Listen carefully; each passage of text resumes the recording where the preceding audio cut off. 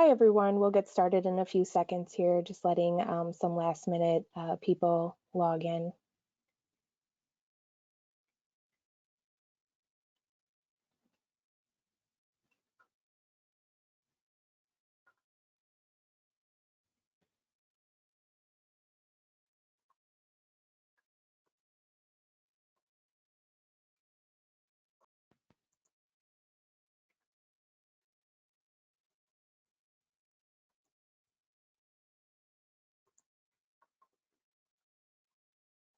All right, we'll get started. Good morning, everyone. I want to sincerely thank all of you for joining us today. BBB Serving Wisconsin is a nonprofit, non-governmental organization committed to our mission of creating an ethical marketplace where buyers and sellers can trust each other. BBBs exist because local businesses are willing to underwrite our operations. Wisconsin alone has 6,700 accredited businesses that do so because they believe in our mission. With that accreditation comes many benefits, one of which is to provide educational information and expert advice that is easily accessible. Joining us today is TopFloor's Justin Curley, Managing Director of Client Services and Finance. Justin is responsible for providing direction to the SEO, SEM, and PPC teams. Justin has been with TopFloor for 8+ years and oversees all of their search team members who focus both on organic and paid search programs. In addition, he is responsible for TopFloor's marketing service offerings, including content marketing, email marketing, copywriting, social media marketing, and more. The webinar agenda for today will start with Justin's PowerPoint presentation, followed by Q&A. There will be a recording of this webinar available afterwards to share with your teams. We strongly encourage you to type in your questions throughout the webinar while they are fresh in your head, and Justin will address them following the presentation. So let's get started. Today, you'll learn how to assess your current digital presence and determine what's going to be the most effective use of your time and budget to maximize return. TopFloor will discuss how to audit your current state, what you can do today, and what you should consider investing in. Justin, thank you so much for being here today. I'll now turn over the controls to you. Give me one moment. Okay.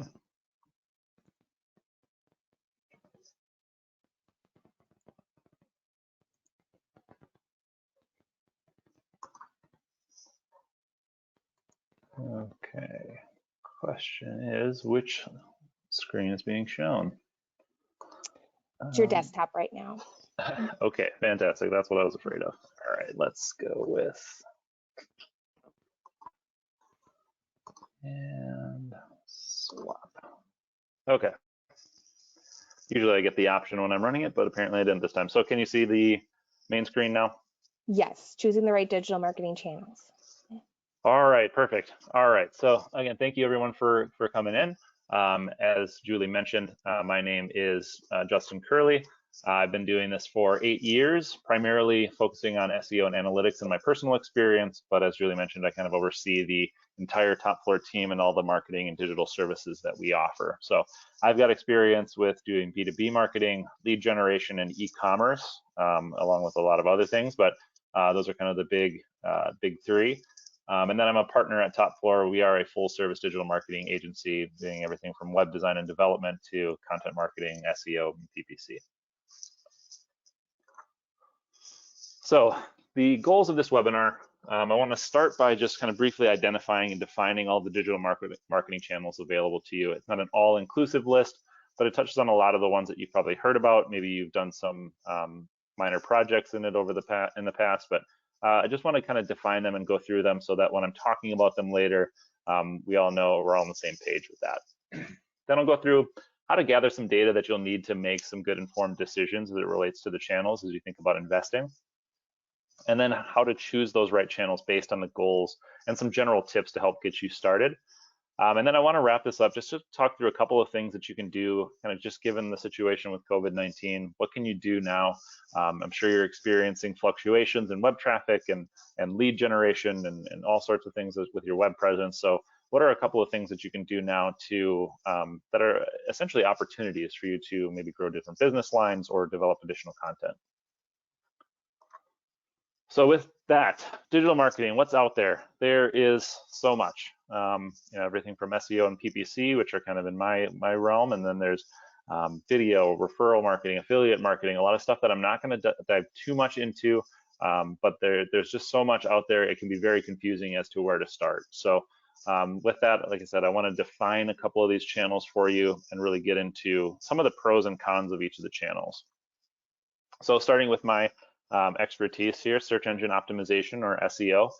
Really, the way that I kind of define it these days is the improvement of your online properties. That could be your website, that could be online business listings, but just helping get them more visible within search engines. So it's anything that's a non-paid listing within those search engine results page. So if you hear me say the acronym SERP or SERPs, that's what I'm referring to, and I apologize. I'm used to this lingo, and I'm trying to make sure that I can make it understandable for you. So what I've got is a screenshot over here on the right, just looking for my business TopFloor.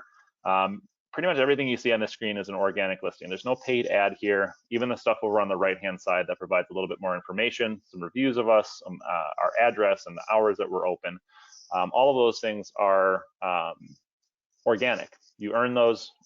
Google is not forcing you to pay for those. So the pro of SEO and search engine optimization is that any traffic that you generate from this channel is earned, and it tends to be long lasting. There's no, like with an email, once you've sent it, maybe you have a couple of days while people open it up, and then it's kind of done and you're on to the next one. Paid search, obviously, if you stop paying to have your ads show, that traffic goes away. But with organic traffic, it tends to stay with you. The stuff that you put in place today can have long-standing effects years down the road. So it's really one of those channels that if you invest in it regularly and over time, you kind of tend to see just ongoing results continue to grow.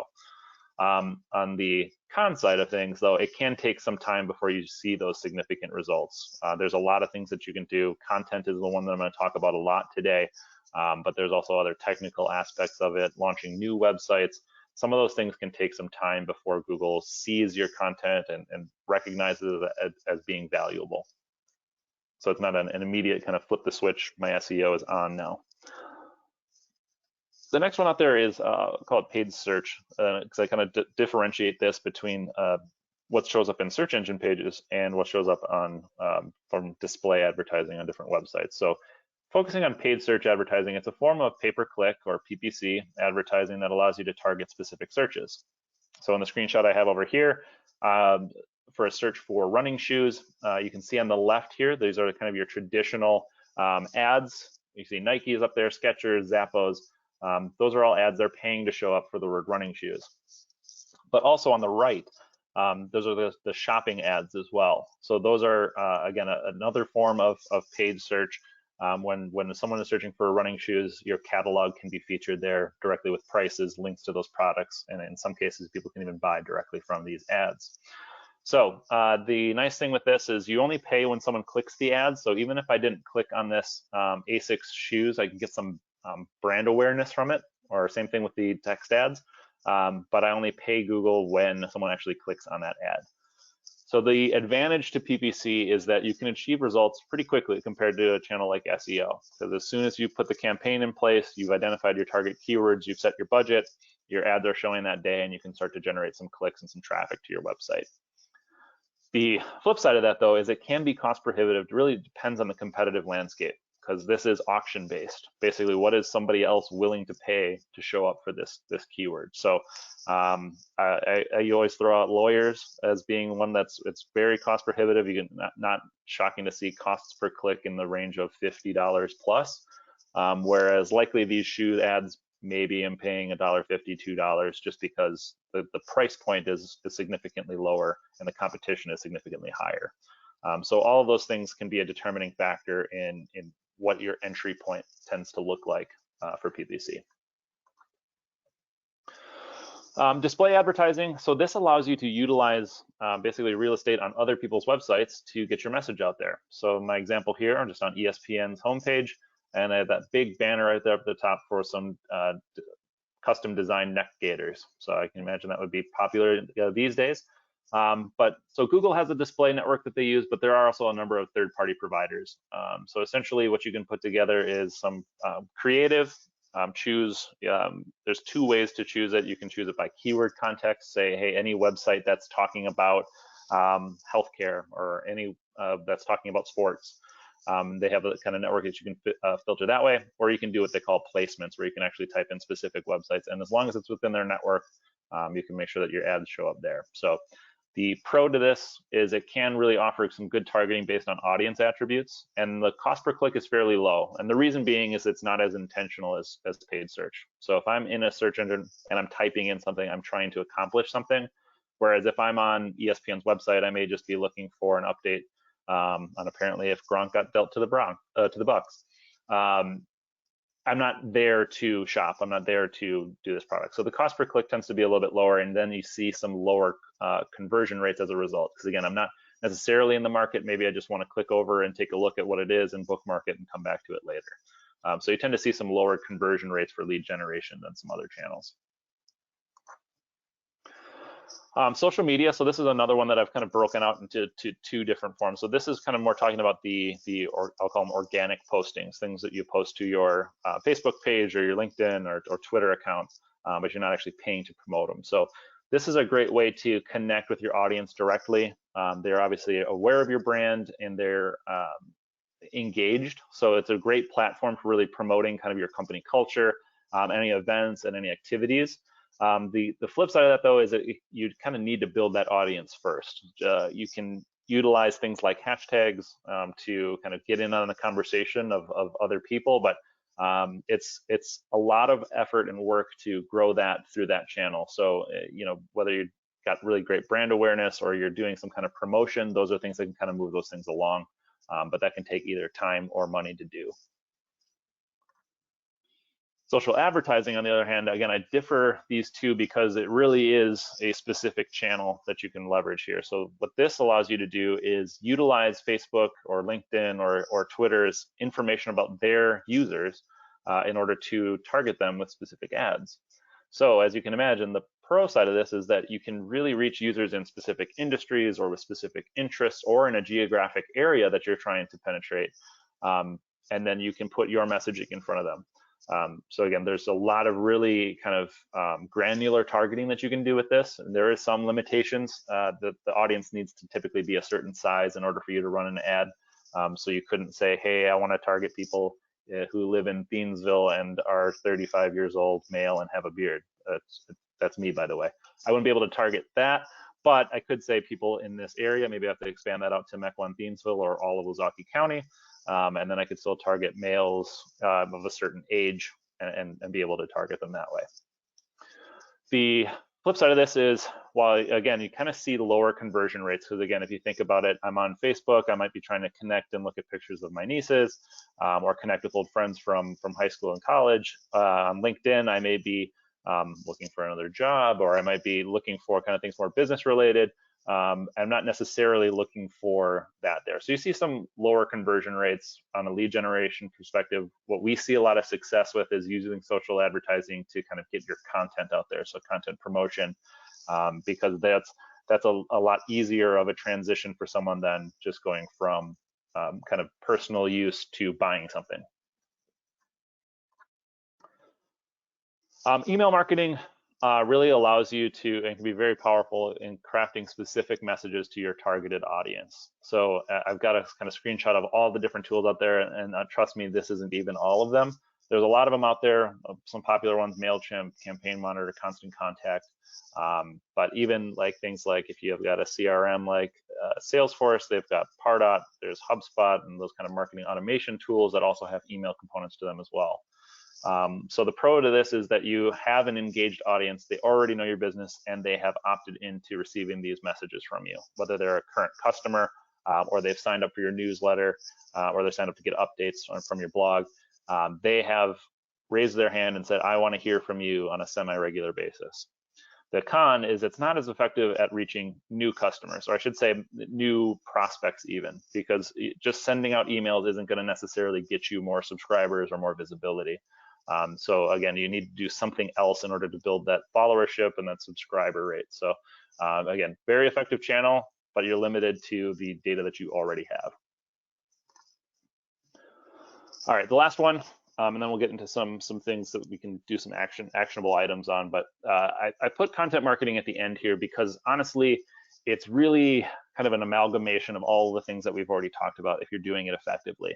A lot of times, people say, I'm doing content marketing, I'm blogging every week, but if you're not doing anything beyond just writing that out, you've really got to play the long game. You're waiting for search engines essentially to get you visibility. If you're not paying to promote it, if you're not emailing it out to your current subscribers, if you're not putting it up on social media, you've really got to do more in order to market that content as opposed to just generate that content. So the other thing is that content can take many forms. It can be blog posts, it can be ebooks, it can be podcasts, videos, infographics. I mean, really just any piece of content that has value to your users or your audience.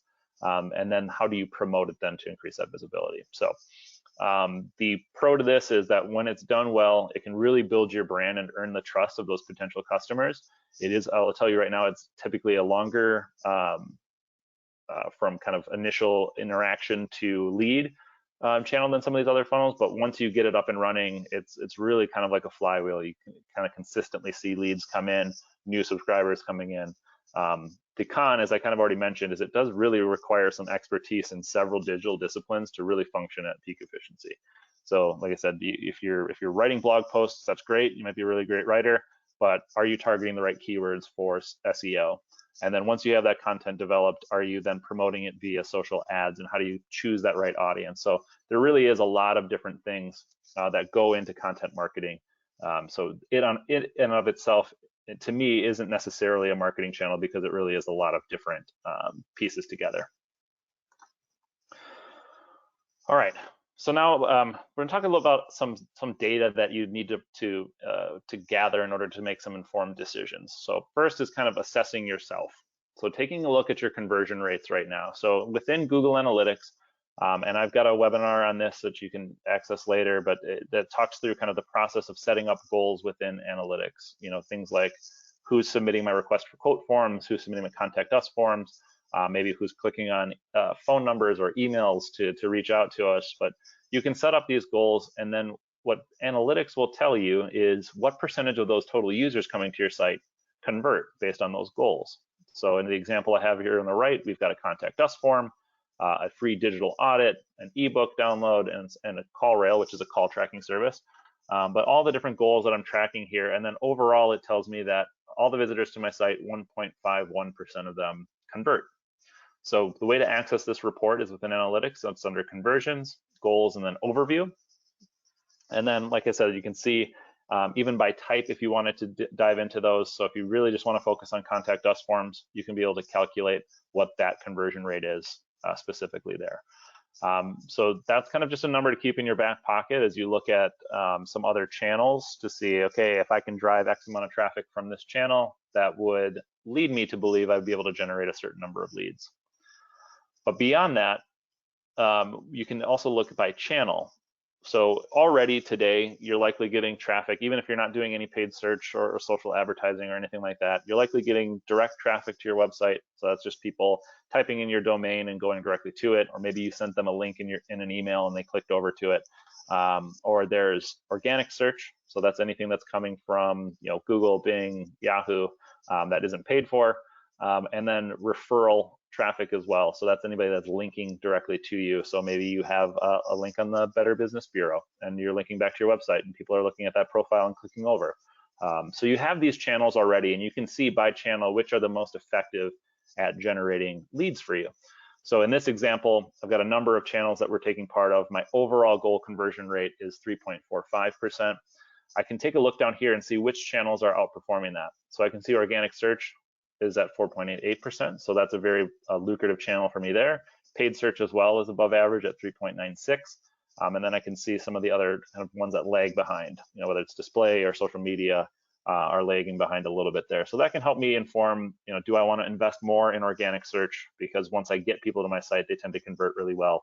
Or paid search as well. Do I want to invest more dollars there in order to generate more leads for myself? So again, really just comparing the different channels that are there. So because each channel, as you can see here, converts at a different rate.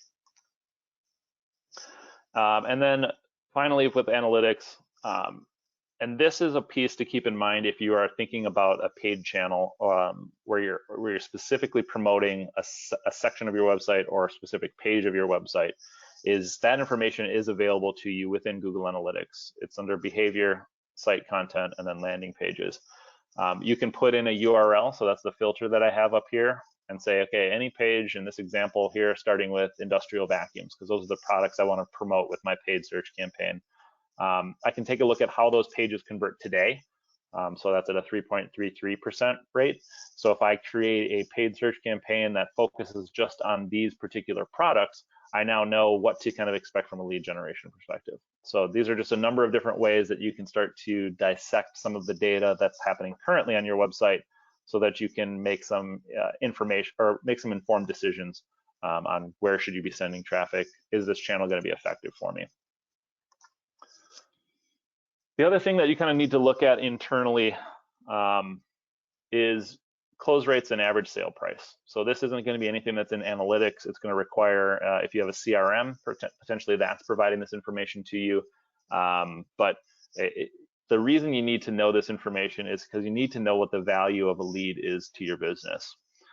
So if you know what percentage of those leads become opportunities and then what percentage of those opportunities close into sales, you can reverse engineer from your average sale price how much the average lead costs you.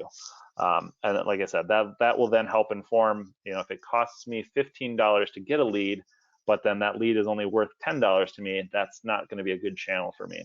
You want to see that kind of way in reverse. You want to see a very low cost per lead compared to your average value per lead. All right, so now we can take a look externally. So let's see what the competition is doing. And I tried to prioritize tools and things that are available to you for free. So this tool, SEMRush, there is a paid version of it, but there is some information that you can gather from it with a free account. It's really great. I use it a lot for when I'm doing organic search or paid search kind of research, because what you can see here, I just threw in Brooks Running as an example. I happen to be a fan of their shoes, so I was thinking about shoes when I put this together. But organic search, it'll give you an estimate based on some of the data that they're tracking. So essentially what this tool does is it tracks billions of keywords, and then based on how frequently those keywords get searched and where a site ranks, they try to estimate how much traffic they get. So again, this isn't 100% for sure. Brooks gets 1.6 million visits from traffic every month, but it gives me a solid baseline for where do they exist kind of in the grand scheme of things. Same thing with paid search. Again, it's an estimate. So they see, okay, Brooks is running ads against these keywords. We estimate a certain click-through rate. This is how much traffic they're getting and how much it would cost them. So this is saying that to get this amount of traffic, they would need to pay almost $80,000 a month in order to generate that amount of traffic. But what I'm looking for more here is just which keywords in particular are they ranking for. So this screenshot doesn't show it, but if you scroll down from this overview, it'll break it out by organic search and paid search, and it'll show you, okay, which keywords are they ranking for that's generating traffic for them, and which paid search traffic, what paid keywords are they paying for to generate traffic. So again, really good to take a look and just get an assessment of your competition. I will recommend that when you're doing this kind of competitor research for yourself, take a look at competitors that are kind of in the same range as you. I think if you're selling a specific part and you say, well, Grainger's my competition, that may be true, but the information that this tool is going to provide you is going to be for the hundreds of thousands, if not millions of products that Grainger carries, and not necessarily your certain subsection of that. So try to compare yourself to other businesses, other companies, other websites that are kind of in that same range, offer the same products and services, or they're very similar ones, because that's going to provide you with more useful data as you put together this kind of list. The other ones are some elbow grease. Head over to their website, check out what they're doing. Specifically, what I'd be looking for here, obviously, I think, all right, we sell similar products, so I don't need to dive into that too much, but what else are they doing from a content perspective? So I may take a look through, do they have a blog? Do they have, they've got this whole running innovation section of their website that really is interesting content on the research that they do, why they build their shoes the way that they do, how they can personalize the stuff for you. So there's a lot of good content that they're developing that isn't necessarily related to selling shoes. And then I'd recommend sign up for their newsletter. You won't be able to see all of the past emails that they've ever sent out, but as they send them out, you'll get a sense for, okay, what kind of messaging are they using? What kind of subject lines? Am I finding this to be impactful? Because that can then inform some decisions that you make from an email perspective. Another really cool tool here. So Facebook actually provides within their Facebook ads library. It's at facebook.com/ads/library. You can throw in a brand and they'll give you some details on what they've been doing from an advertising perspective. So you can see specific ads that they've run, when it started, is it a video ad, all sorts of different details if you click into it, and then you can see kind of all the different ads that they've run over a certain time period. But then overall, they give you a general sense of, how much are they spending, how much are they, when have they been active since. So there's some cool information in here about competition directly provided to you from Facebook. So if you're thinking about getting into social media and social media marketing, this is a great tool to kind of get a sense for what's already out there. How can you then stand out from that? All right, then last tool before we start talking about how we choose these different channels is a tool called moat.com. I really like this tool because it helps look at display advertising. So again, instead of just scouring the internet and hoping that a display ad shows up for me, they try to collect this information, and they won't tell you where it showed up, but you can get a sense for what type of ads have they been running. As you can see, very, very much product focused in the case of Brooks Running Shoes, looking at specific brand models. You can look at any kind of messaging that they have, like reach your goals more easily, or so soft you might forget they're on. It helps kind of inform how is Brooks going to market, and again, how can I then differentiate myself or do something a little bit different while still leveraging some of this information that I'm gathering. Okay, so let's get down to choosing some channels based on goals. So I'm going to go through kind of 3 main goals that I come across. There's a number of others, but these are the most kind of common ones that I tend to see.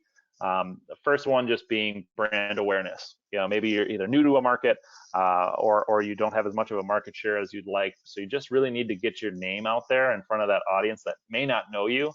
Some of the most effective channels for this are going to be social media advertising, display advertising, PPC, and SEO. So on the social side of things, some recommendations here: kind of create a consistent look and feel, a voice, a personality, and use them across all of these platforms. So again, example here, again, it's Nike. You can tell from the font as soon as you read it, it's Nike. You see their brand is featured prominently. And even the messaging of it: you can't stop us, be a better athlete, designed to help reduce injury. It's really talking about, like, if you use our shoes, you're going to be an unstoppable physical specimen. You're not going to get injured. You're going to be a good athlete. You can't be stopped. So look at what they're doing here and try to figure out, how can I make this, how can I kind of create this brand personality that I'm using in my advertising? And then work within the platform, if it's possible, to develop some rich media. So I'm sure you've seen it, whether it's videos that are out there or even just GIFs that you use that kind of cycle through images. Kind of the movement of it catches the eye and tends to have a little bit more engagement to it than just static pictures. On the PPC side of things, so again, I'm going back to my tool SEMRush here. Try to figure out what keywords competitors are using. So if you put in a particular keyword, in this case, I'm looking at, I think it was Zoom potentially here, or it might have been GoToMeeting, can't remember which one, but some kind of video teleconferencing software. What keywords are they bidding on right now? And then is it going to be cost effective for me to also bid on those same keywords, but maybe not trying to get in that #1 position? I just want to be on the top of the page. So there's typically anywhere from 3 to 4 ads up at the top. As long as I can kind of get my name up in there, what that does is it creates a brand association with your company and those big players, where someone's saying, okay, I see Zoom, I see GoToMeeting, I see Simple Chat, I see all these kind of big brands that are brands that I've heard of, and then there's this 4th one. Oh, I haven't heard of that one before, but it's very similar. It's kind of in that same group. So it kind of creates that brand association. So even if they don't click on you, you're starting to get into their head that, yep, this is equivalent, to that particular brand. I will say you can bid on a competitor's name specifically, but it can be kind of tricky and expensive because you can't position yourself. So if I'm a small video conferencing tool and I want to go up against Zoom, I can't say that I'm Zoom in my ad. I can't say, I don't even know if I can say I'm an alternative directly in the ad. But you have to make it very clear that you are not necessarily associated with that particular brand. And then for the costs on those, we tend to see anywhere from 5 to 10 times as expensive as that brand would pay for that keyword. So if this was Zoom and I'm seeing a cost per click of $1.54, I may be paying upwards of $5 to $10 for that click, because Google does try to help you protect your brand by offering lower cost per click on branded searches. So again, it can be done, but it can be a little bit tricky. On the SEO side of thing, when you're talking about brand awareness, what I tend to focus on is more informational queries or kind of top of the funnel content, because it really has a lot of search volume around it, and there tends to be a lot of low competition, because not a lot of people are spending the time to develop that content or specific content, because that doesn't necessarily directly lead to sales for them. But people want to know that information. So what you can do is just, if you throw in a search within Google for your core product, so again, video conferencing software is the example here. There's a lot of features within the search results page that you can use to gather some information. What kind of questions are people asking? So people also ask, what kind of searches are people doing that are related to video conferencing software? And then what I can do is pull out of here, maybe, if I'm perfect for small business, is there content that I can develop that shows how I'm really great for small businesses? Or the equipment, a lot of these focus on the software and its features, but maybe they require some better equipment in order to be used really well. So maybe I can put some content together that's related to my product, but not necessarily promoting it, that says, these are the types of microphones we recommend, the webcams that we use, those kind of things that can help inform people's decisions. And then when they're ready to purchase, your brand is kind of already ahead in their head, because they're like, oh yeah, I remember I got that guide on the best video conferencing equipment from company A. I should check them out and see what they offer for the actual software itself. The next goal is really kind of showcasing expertise. So there's a lot of industries are filled with companies that really deliver essentially the same product or service, and the real only differentiator is expertise. I see this a lot with customers that I work with at TopFloor.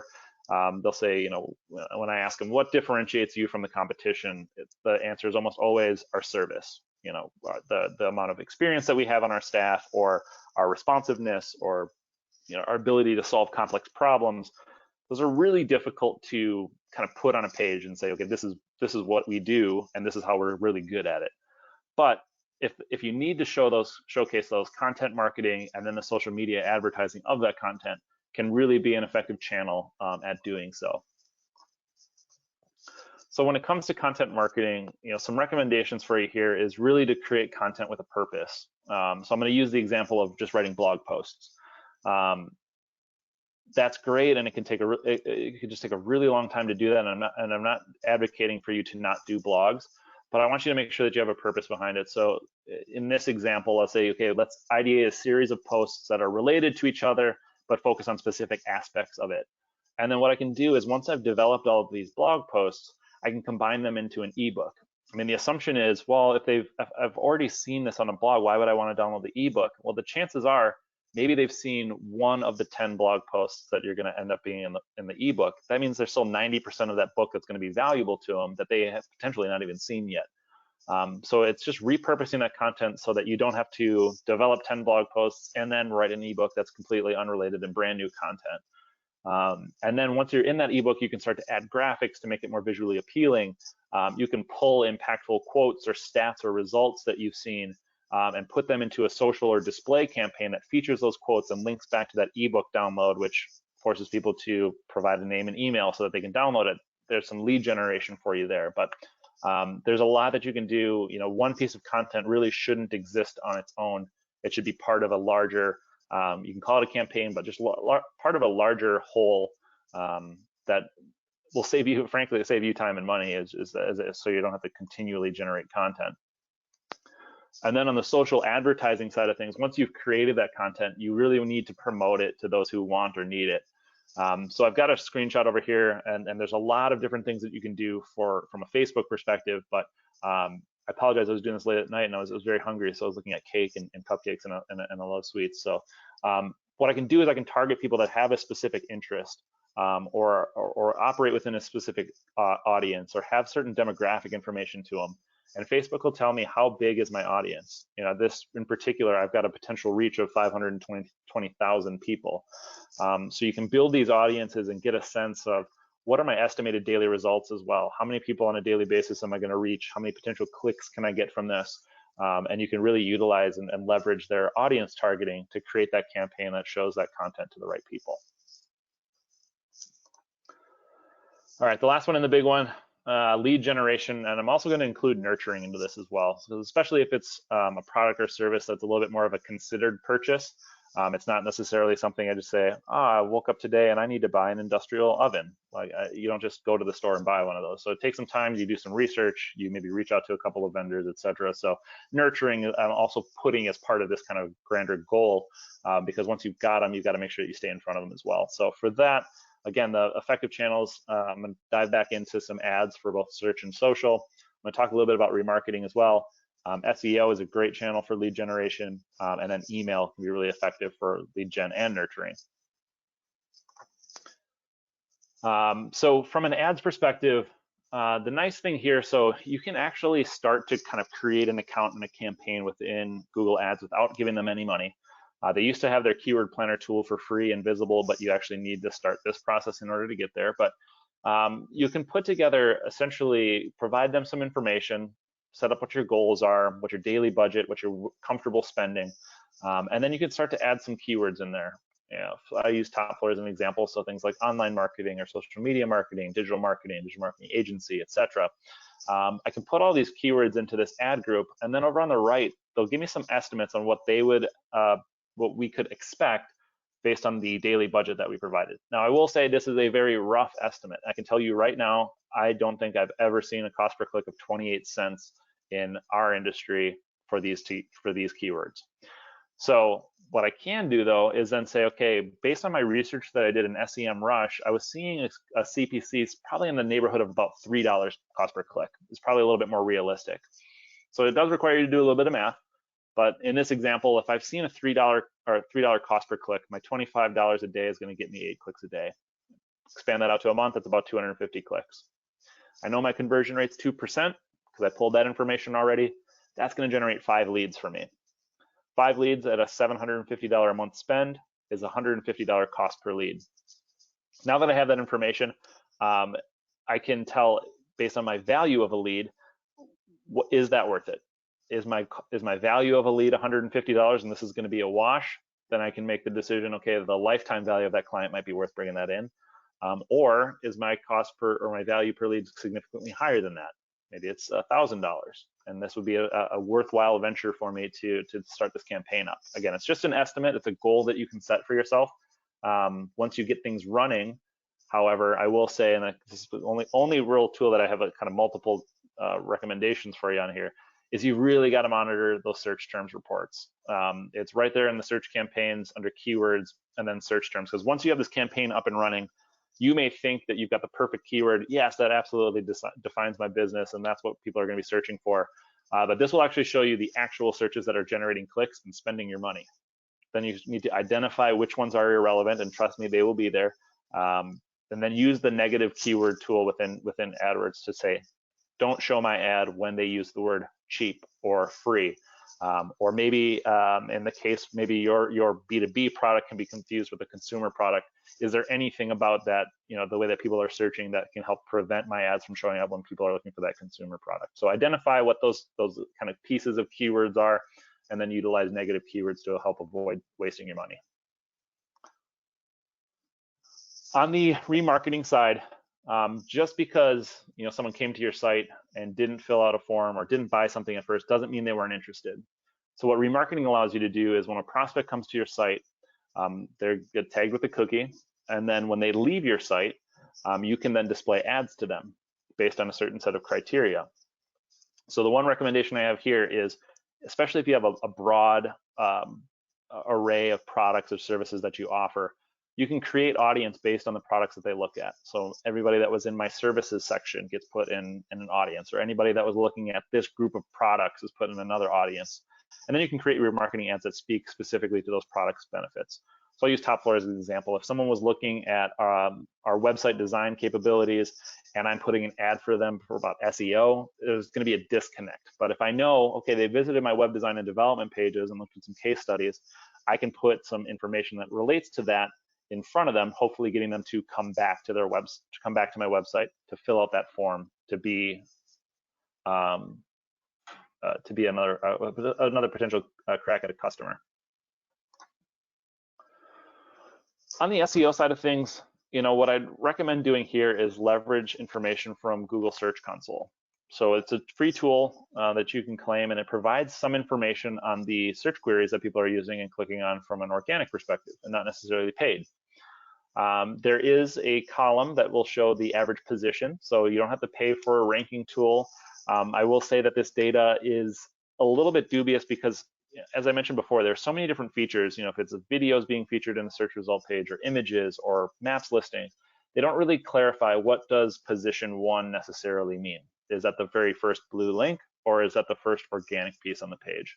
But it gives you a general sense. Typically, if you're in the first 10 positions, you're on the first page. If you're in 11 to 20, you're in the second page.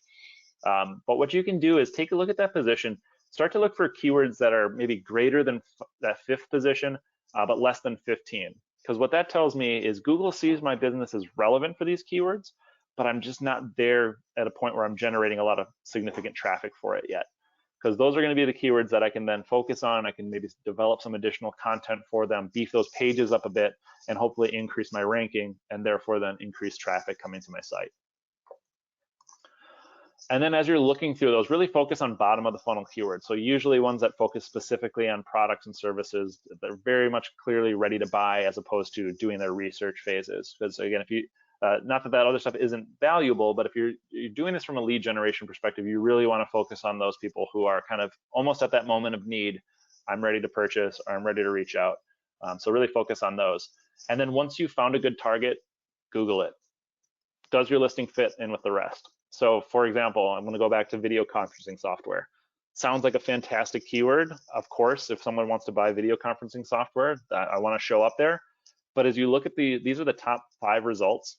It's all best video conferencing software, top 10 or the 7 best platforms. It's a bunch of lists from people that don't even sell video conferencing software. So that would not be a good keyword for my business. I got to go back to the drawing board and see if I can find something better.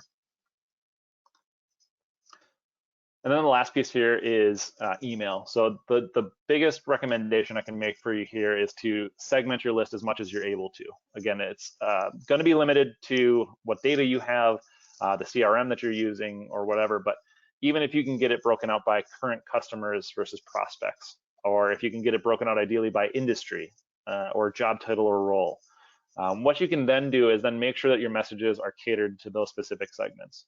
Because again, if I'm kind of sending out an email to all of my mailable prospects and it's a sales related email, what are my current customers going to think of that? But if I can filter out those current customers and I can send this just to my prospects or just to people that I've connected with, then that can help connect a little bit more. I don't run the risk of current customers confused by why I'm sending them sales emails, etc. So make sure you can cater those messages specific to those segments. And then test different subject lines, test different image placement. There's all sorts of different things that you can do within these email platforms to test, and then they'll provide you with the results. Do you see higher open rates when you use a certain word in a subject rate? Do you see better click rate when you're using images versus just text? There's a lot of things that you can do within those platforms to test your messaging.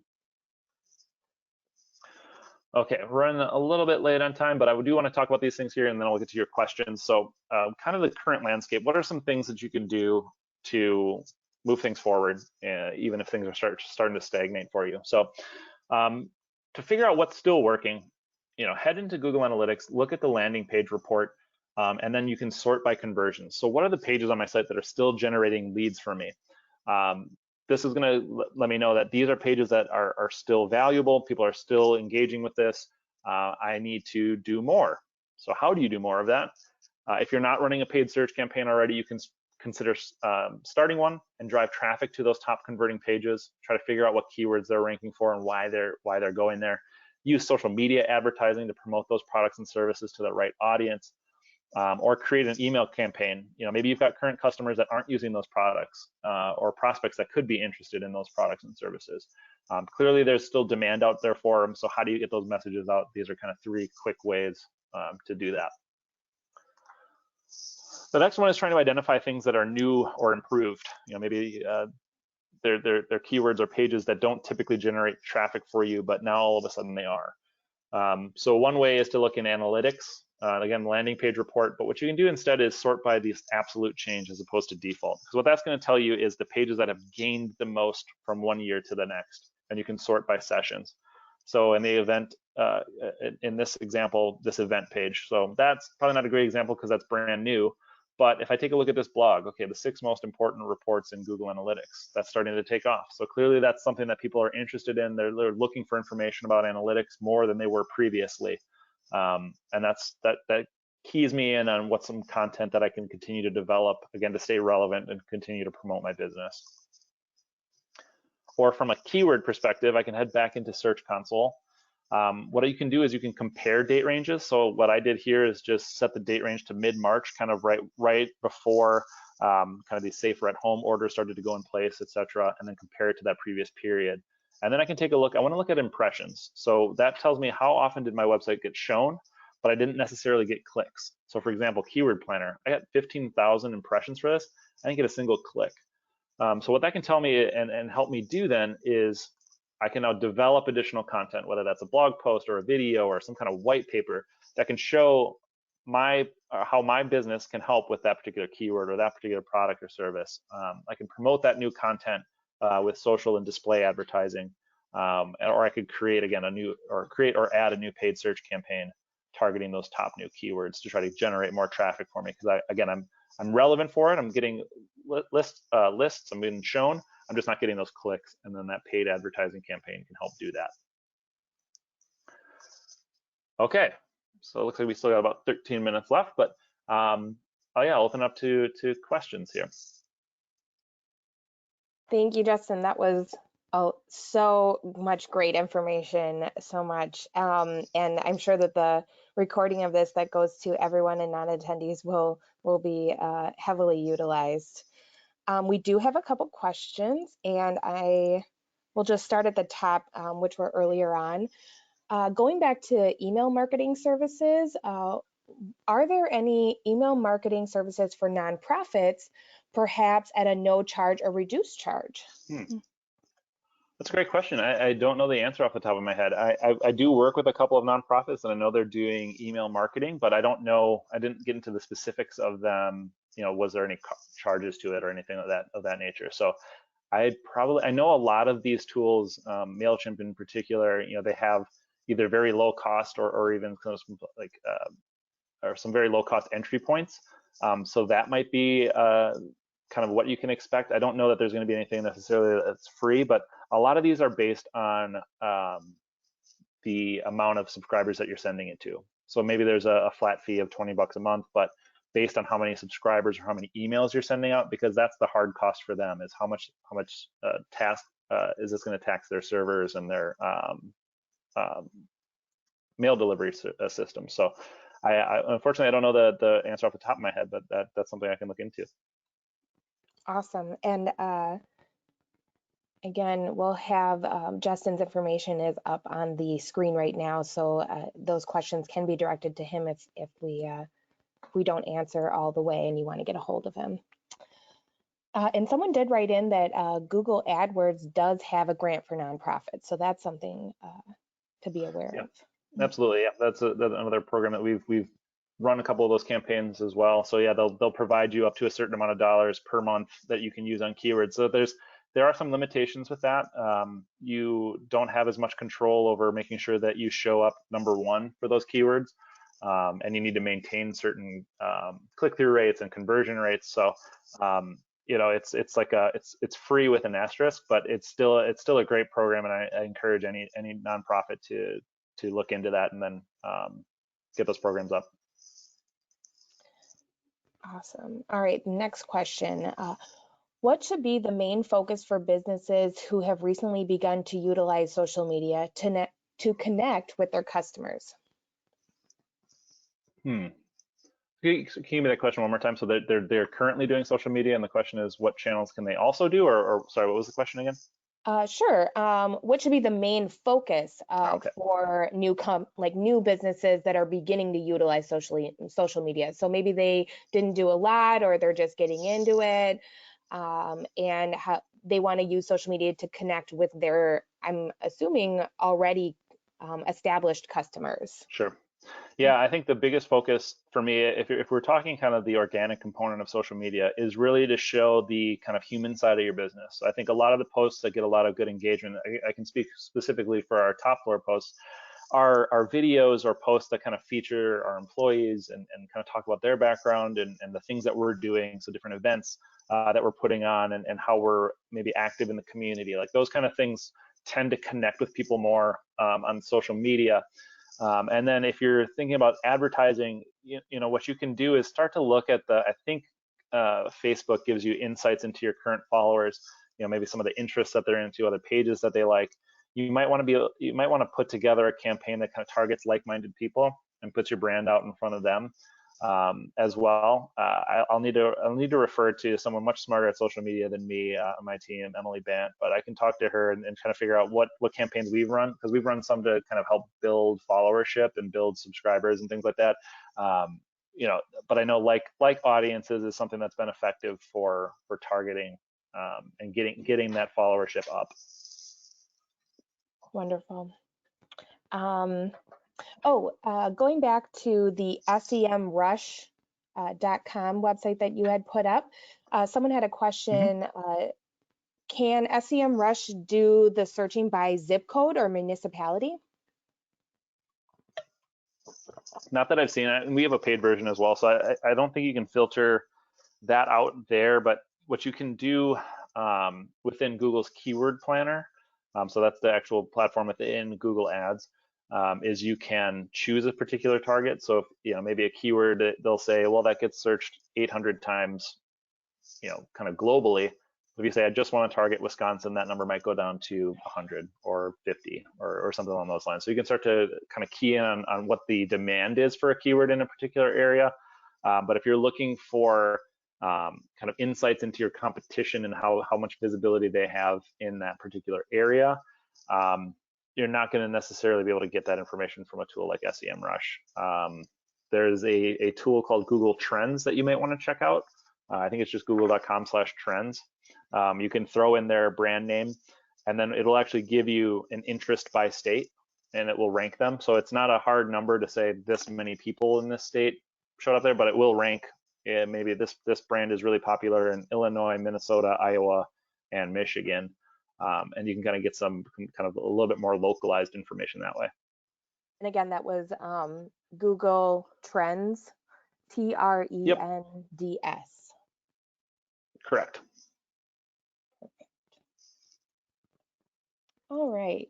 Next question. That is a good one. I might save that to the end. So I'm gonna skip that one, but that has to deal with looking for a marketing firm, which Justin obviously can answer.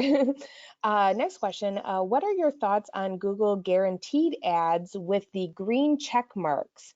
Is it worth the cost to participate?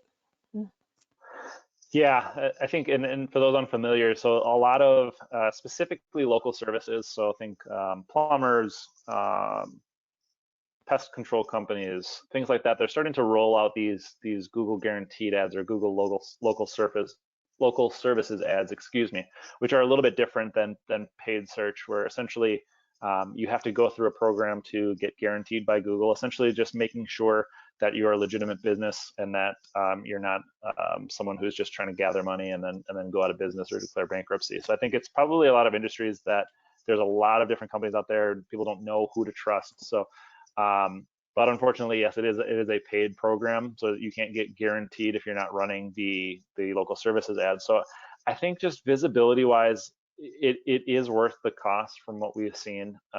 We run it in tandem with a paid search campaign as well, because it doesn't show up 100% of the time. And then any additional visibility that we can get, the more times your listing is on a page, the more chance you get to get a click. So, but we've seen some really positive results from running those services ads just because again, that green check mark stands out on the search results page. It's a new feature that Google is promoting heavily. So you can check, I think there's a way that you can see if your service is eligible for those at this point. I think if you just Google local services ads, they'll send you over to a page where you can see if they're available in your area. But yes, I would recommend, and we have seen good results from running those local services ads. Awesome. What is your opinion on boosting an article or post on Facebook? Is it worth to use this service?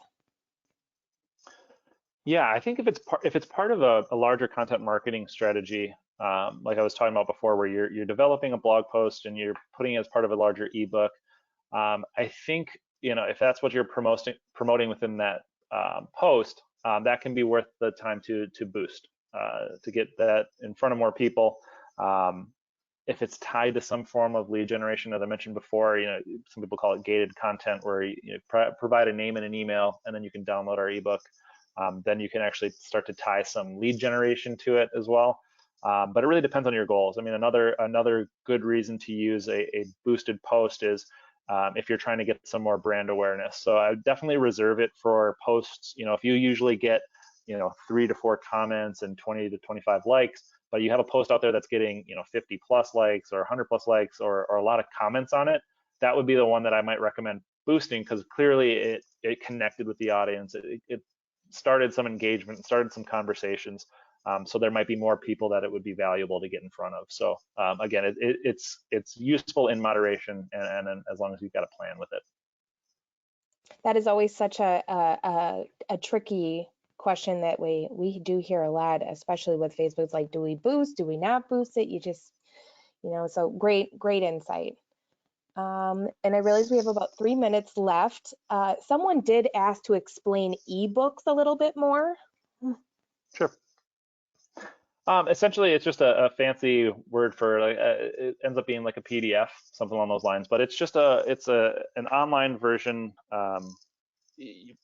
You dress it up as a book, so it'll have a cover. You can even put a table of contents, those kind of things in it. But it's really just a digital repository of content that you've developed. Like I said, it does need some more design elements to it. So I would advise against just putting 10 blog posts together of text and calling it an ebook. You definitely want to have some design elements to it.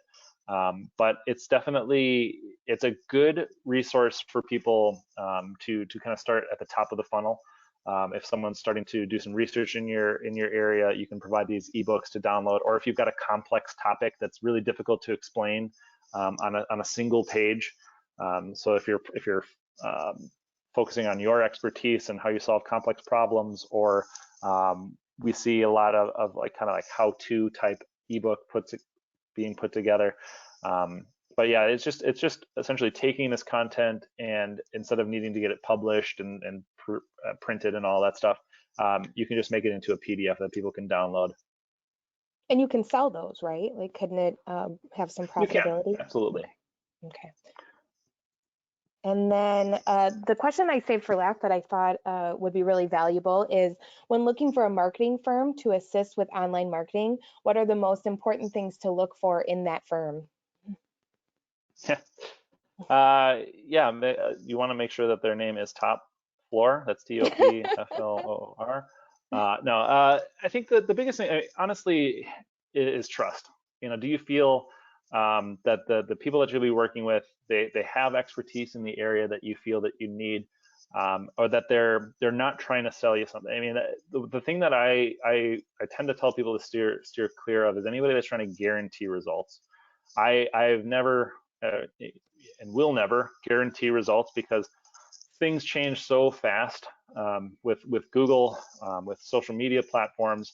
But what we can show you is a track record of success. Here's things that we've done. We can use our expertise and our knowledge in order to put things together that are going to be impactful for you, and we can guarantee that we're going to do the work and provide you with the results. So yeah, so look for expertise, look for references, check out their case studies, and are they working with similar businesses? I mean, I kind of go back and forth on this. A lot of people will ask, do you have experience in X industry?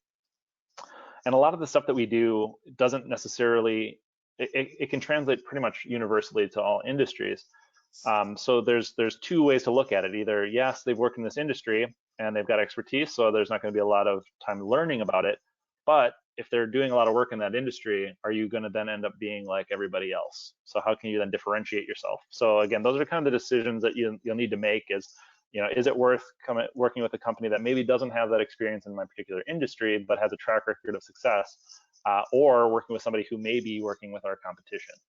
Those are the things that I kind of struggle with and kind of push for. But aside from that, I think looking at reviews, things of that nature. But it really just frankly comes down to, do you feel it in your guts? Whenever I'm looking at our sales numbers and which sales we won and which ones we lost, you can kind of tell we just didn't have that connection. We didn't feel like this would be a really good partnership.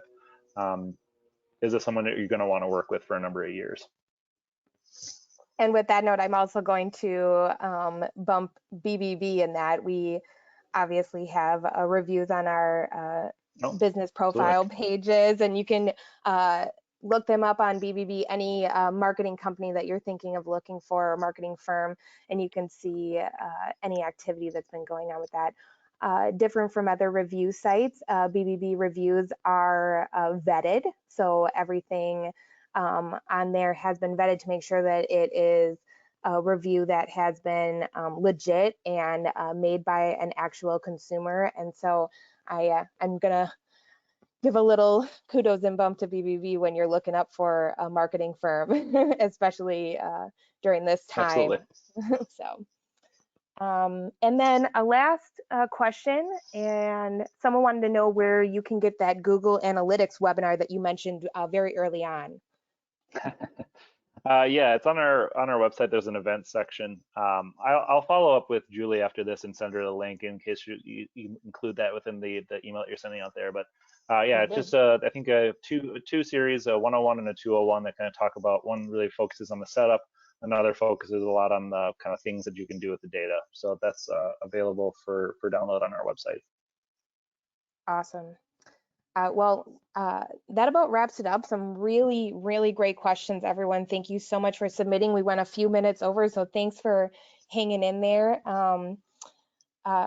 All of this is just such wonderful content that everyone is just utilizing even stronger nowadays. And so we're just happy to have TopFloor and Justin's expertise joining us today. Thank you, Justin, so much.